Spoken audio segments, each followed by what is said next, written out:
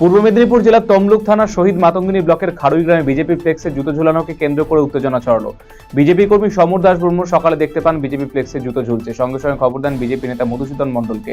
তিনি থানায় ফোন করেন এবং কিছুক্ষণ পরে তমলুক থানা পুলিশ এসে তদন্ত শুরু করে।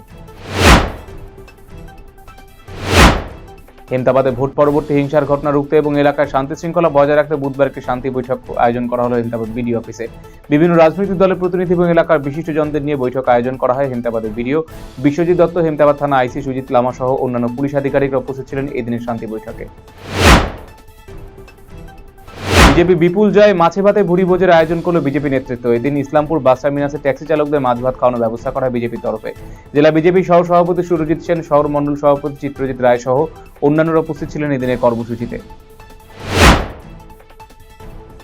দুর্ঘটনার কবলে হরিশ্চন্দ্রপুর নবনির্বাচিত বিধায়কের গাড়ি। বুধবার কালীঘাটে দলীয় নেতৃত্বদের ডাকে বৈঠকে যোগ দেওয়ার জন্য হরিশ্চন্দ্রপুর থেকে ব্যক্তিগত গাড়িতে মালদা টাউন স্টেশনে যান নবনির্বাচিত বিধায়ক মতিবুর রহমান। তাকে স্টেশন ছেড়ে গাড়ি নিয়ে ফেরত আসার সময় পুকুরিয়া কালীতলা মোড়ের কাছে একটি লরি ধাক্কা মারে তার গাড়িতে। ঘটনা গাড়ির চালক রক্ষা পেলেও গাড়ির একাংশ ক্ষতিগ্রস্ত হয়েছে। রাজ্যে রাজনৈতিক পালাবদলের পর উচ্ছ্বাসে মেতে উঠেছে বিজেপি কর্মী সমর্থকেরা। বুধবার রৌতা 2 নম্বর ব্লকের পুকুরিয়া এলাকায় বিজেপি কর্মীরা শোভাযাত্রা সহকারে এলাকায় বিজয় মিছিল বের করে। শুভেন্দু অধিকারী মুখ্যমন্ত্রী হিসাবে দেখতে চাই, বুধবার সন্ধ্যায় এমনই দাবি তুললেন পূর্ব বাঁশকুড়া বিধানসভা বিজেপি জয়ী প্রার্থী সুব্রত মাইতি।